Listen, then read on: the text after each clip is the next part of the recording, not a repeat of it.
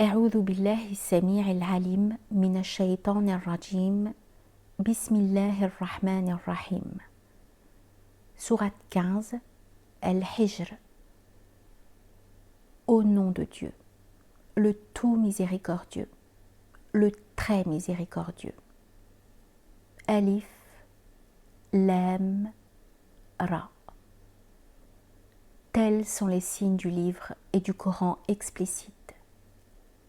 Peut-être les mécréants souhaiteraient-ils être musulmans? Laisse-les manger et jouir de ce monde, leurrés par leurs espoirs, car bientôt ils sauront.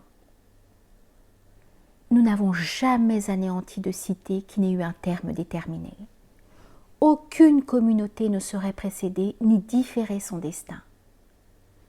Toi, auquel le rappel a été révélé, ont-ils dit, tu es sans conteste un fou. Pourquoi ne viens-tu pas avec les anges si tu es véridique? Nous ne faisons descendre les anges que sur ordre, et alors ils ne se font pas attendre. C'est nous qui avons fait descendre ce rappel, et c'est nous qui le préserverons de toute altération. Déjà nous avions envoyé des prophètes parmi les sectateurs des anciens peuples. Pas un prophète ne venait les trouver qu'il ne le tourne en dérision. C'est ainsi que nous l'insinuons dans le cœur des criminels, en sorte qu'ils refusent d'y croire, alors que l'édifiante pratique des premiers sectateurs est à peine révolue.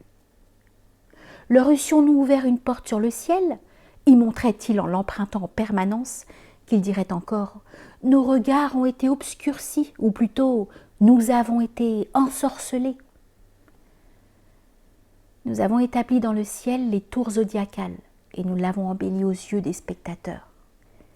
Puis nous l'avons protégé de tout démon lapidé, à moins que l'un d'eux, tendant l'oreille à la dérobée, ne soit poursuivi d'un trait de feu éblouissant.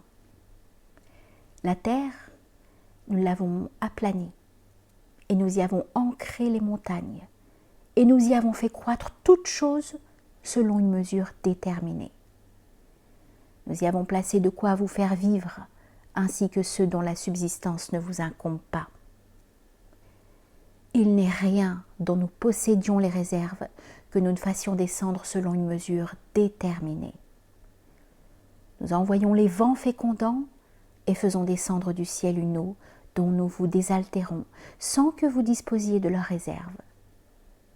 C'est nous qui donnons la vie et la mort et qui héritons de toutes choses. Nous connaissons aussi bien l'humanité qui vous a précédé que celle qui vous succédera. Certes, ton Seigneur est celui qui les rassemblera, car il est à la fois très savant et très sage. Nous avons créé l'homme d'une boue sèche extraite d'un limon malléable. Auparavant, nous avions créé les djinns d'un feu incandescent. Et lorsque ton Seigneur eut dit aux anges « Je m'en vais créer l'homme d'une boue sèche extraite d'un limon malléable. Quand j'aurai achevé sa forme et lui aurai insufflé de mon esprit, tombé, prosterné devant lui. » Absolument tous les anges, sans exception, se prosternèrent, mis à part Iblis, qui refusa de se trouver avec ceux qui se prosternaient. Iblis, demanda Dieu, qu'as-tu à ne pas être de ceux qui se prosternent? Je ne suis pas disposé, répondit-il, à me prosterner devant un homme que tu as créé d'une boue sèche extraite d'un limon malléable. Sors d'ici, lui intima-t-il, car tu es maudit, et la malédiction pèsera sur toi jusqu'au jour du jugement. Seigneur, dit Iblis, accorde-moi un délai jusqu'au jour où ils seront ressuscités. Tu seras, dit-il, parmi ceux qui seront attendus au jour dont le temps est convenu. Seigneur, dit-il, puisque tu m'as égaré, je les leurrerai en embellissant à leurs yeux leurs crimes sur terre, puis je les égarerai tous ensemble, hormis ceux de tes serviteurs qui ont été élus. Voici selon moi la voie de la rectitude, lui dit Dieu. tu n'auras certes aucun pouvoir sur mes serviteurs, à l'exception des illusionnés qui t'auront suivi, et pour tous lesquels la Géhenne sera un lieu de rendez-vous. À chacune des 7 portes dont elle est dotée est destinée une fraction de ces damnés. Ceux qui auront su se préserver du châtiment seront dans des jardins arrosés de sources. Entrez-y en paix, sans être inquiétés. Nous aurons ôté tout ressentiment de leur poitrine, et ils se feront face en toute fraternité, assis sur leur divan. Ils ne seront pas exposés à la fatigue et n'en seront pas expulsés. Fais savoir à mes serviteurs que je suis le pardonneur, le très miséricordieux, et que mon châtiment est un châtiment douloureux. Rappelle-leur l'histoire des hôtes d'Ibrahim, lorsqu'ils pénétrèrent chez lui et prononcèrent une parole de paix. « Pour sûr, vous nous faites peur, leur dit-il. « Ne crains rien, lui répondirent-ils, nous t'annonçons la bonne nouvelle, la naissance d'un jeune homme doué de connaissances. M'annoncez-vous cette nouvelle alors que je suis atteint par la vieillesse? De quelle bonne nouvelle voulez-vous parler? D'une bonne nouvelle certaine, répondirent-ils. Ne sois pas de ceux qui désespèrent. Et qui donc, hormis les égarés, désespère de la miséricorde de Dieu? Qu'avez-vous à me dire, émissaire de Dieu? Demanda-t-il. Nous avons été envoyés, répondirent-ils, en représailles auprès d'un peuple de criminels. Ne sera épargnée que la famille de Lot, que nous sauverons en totalité, exception faite de son épouse que nous avons destinée à rester avec les victimes. Et lorsque les émissaires allèrent trouver la famille de Lot, ce dernier leur dit « Vous m'êtes des inconnus ?»« Que non, lui dirent-ils. Nous sommes venus te voir afin de leur infliger ce supplice dont ils doutaient. C'est la vérité que nous t'apportons, et nous ne sommes rien moins que véridiques. Emmène ta famille en fin de nuit. Ferme la marche, et que pas un d'entre vous ne se retourne. Puis, allez là où il vous sera ordonné. »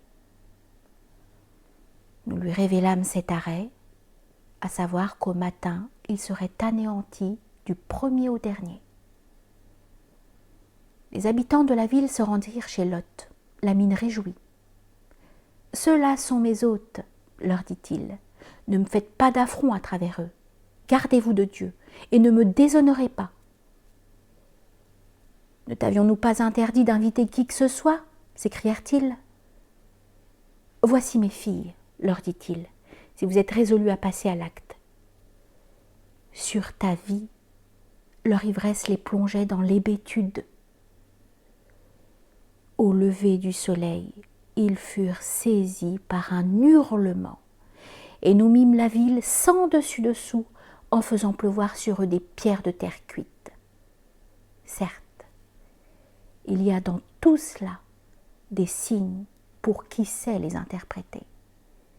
Car la ville était sur une route passante, et tout cela constitue autant de signes pour les croyants. Ceux qui habitaient à proximité des arbustes étaient bel et bien iniques. Nous nous en sommes également vengés. Or, ces 2 cités occupaient une position visible. Les habitants du Hijr avaient aussi traité nos envoyés d'imposteurs. Nous leur avions produit nos signes dont ils s'étaient cependant détournés. Ils creusaient dans la montagne des maisons qui leur donnaient un sentiment de sécurité. Un hurlement les saisit au matin, sans que leur possession se révèle pour eux de la moindre utilité. Nous n'avons créé les cieux, la terre et ce qu'ils contiennent que par l'entremise de la vérité. Et l'heure n'est plus éloignée. Pardonne donc de la belle manière. Certes, ton Seigneur est le très savant, celui qui crée en permanence. Déjà, nous t'avons accordé les 7 redoublés et le Coran sublime, convoite pas du regard ce dont nous avons gratifié certaines catégories de mécréants, et ne t'afflige pas à leur sujet, mais abaisse plutôt ton aile protectrice sur les croyants, et dis-leur: je suis chargé de vous adresser une claire mise en garde. Nous infligerons aux Qurayshites un châtiment semblable à celui que nous avons déjà infligé à ceux qui s'étaient partagés sur le contenu des Écritures. À ceux qui taxent le Coran d'œuvres contradictoires. Et par ton Seigneur, nous leur demanderons à tous, sans exception, de rendre compte de leurs actes. Affiche ce qui t'est ordonné et détourne-toi des polythéistes. Certes, nous t'avons débarrassé des railleurs, ceux qui placent une autre divinité à côté de Dieu et qui bientôt sauront. Nous savons aussi que ton cœur est oppressé à l'audition de leurs propos. Proclame sa gloire en usant de la louange propre à ton Seigneur, soit de ceux qui se prosternent et adorent ton Seigneur, jusqu'à ce que te vienne la certitude.